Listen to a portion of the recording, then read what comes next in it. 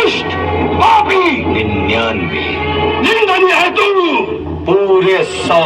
शिशुपाल, अब एक शब्द भी आगे बोला तो वो तुम्हारा अंतिम शब्द होगा। अरे जाकर अपनी माँ से पूछ कर आ कि तेरे बाप का नाम क्या है। बस शिशुपाल, बस बहुत हुआ। अब हम सब मिलकर तुझे जीवित नहीं छोड़ेंगे। तुमने मुझे विवश कर दिया शिशुपाल।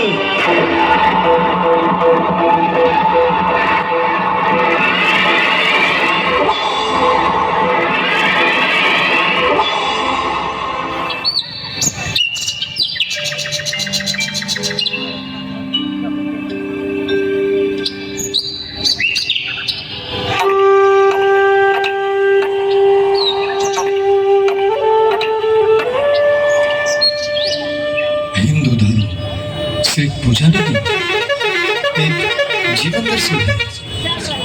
रामायण और महाभारत सिर्फ कथाएं नहीं, युगों के दर्पण है।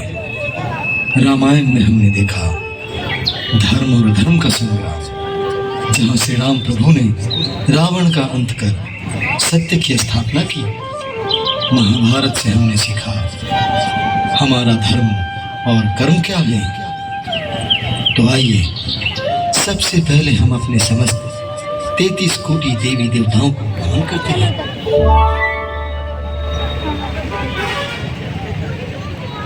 और हमें सत्य, धर्म और कर्म का मार्ग दिखलाया।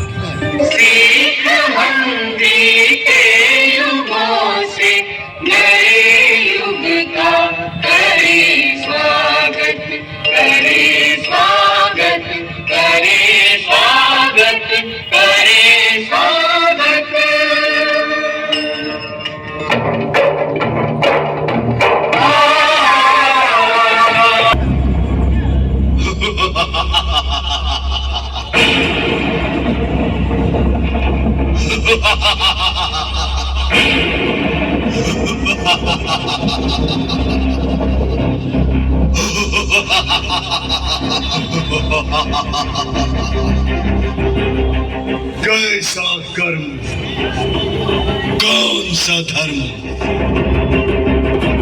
तुम्हारे मुख से धर्म और कर्म की बातें शोभा नहीं देती। तुम में से कितने अपने गीता और रामायण के मार्ग पर चलते हो? कुछ या कोई नहीं। राम और भरत का प्रेम किसी को याद हो न हो, परंतु रावण की कही घर का भेदी लंका ढाहे सभी को याद है। महाभारत की कर्म करो, फल की चिंता मत करो। किसी को याद हो न हो, परंतु शकुनी की जुए की लत सभी को है। तो फिर कहाँ गया तुम्हारा रामायण का मार्ग और गीता का ज्ञान? सत्य तो ये है कि पाप कल भी प्रबल था और आज भी प्रबल है और सदैव रहेगा।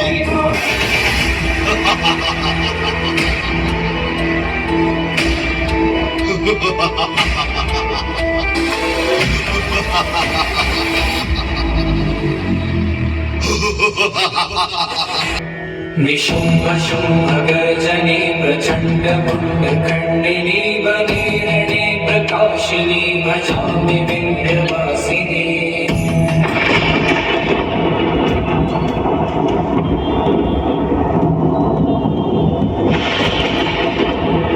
हमारी बनाई हुई सृष्टि में क्या हो रहा है, जहाँ एक दानव पुण्य को छोड़कर पाप का प्रसार कर रहा है। ये कलयुग है देवी, कलयुग एक ऐसी है जहाँ कुछ भी असंभव है। इस युग में कौन शक्तिशाली है और कौन सर्वशक्तिमान होगा, इसकी कल्पना भी नहीं की जा सकती। चाहे वो देव हो या दानव या मानव, कलयुग में पाप और पुण्य दोनों चरम पर होंगे। इस युग में ईश्वर के नाम मात्र से मोक्ष और शक्ति की प्राप्ति होगी। परंतु अब सीखने सिखाने का समय नहीं रहा देवी।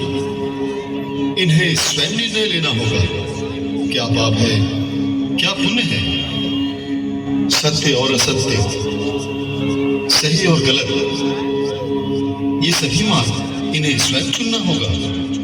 ये सृष्टि कर्म क्षेत्र है, जो जैसा कर्म करेगा उसे वैसा ही मिलेगा और अंत में सदैव जीत सत्य की ही होगी।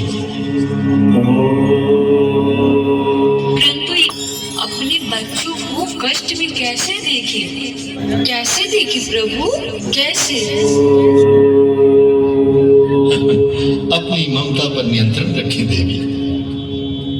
पूरी सृष्टि हमारी संतान है, हमारे लिए सभी बराबर है। परंतु किसको कितना देना है, इसका निर्णय करने के लिए हमने कर्म का मार्ग बनाया है और उनका कर्म ही निर्धारित करेगा कि उन्हें क्या फल मिलेगा। हम भी उन्हीं की सहायता करते हैं जो अपनी सहायता स्वयं करते हैं।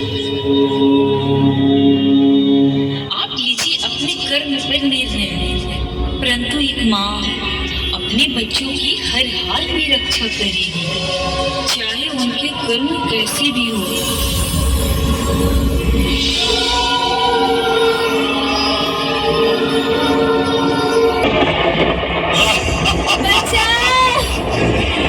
बचाओ! मैं तुझे अपनी रानी बना के रखूंगा। तुझे यहाँ मुझसे बचाने वाला कोई नहीं है और कोई तेरी रक्षा करने आने भी वाला नहीं है। तेरी भलाई इसी में है, तू मेरा कहा मान, चल मेरे साथ, अन्यथा मृत्यु के लिए तैयार हो जा। कभी कष्ट में नहीं देख सकती, प्रकट हो माँ, मुझे इस दुष्ट से बचाओ माँ, रक्षा करो माँ।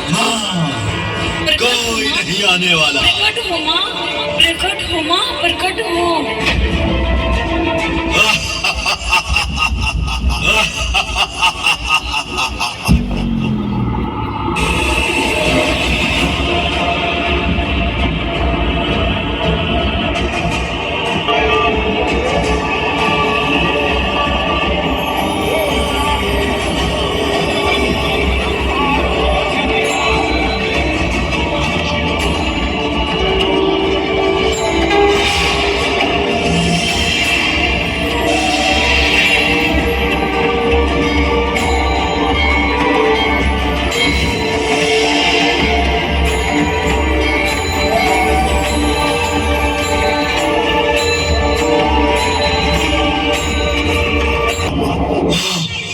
देखो कितनी शक्ति है तुझमें।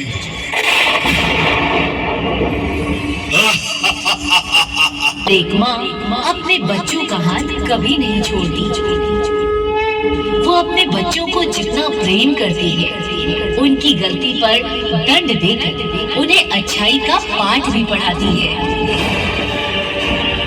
और अब तुझे तेरे कर्मों की सजा देने में आई हूँ।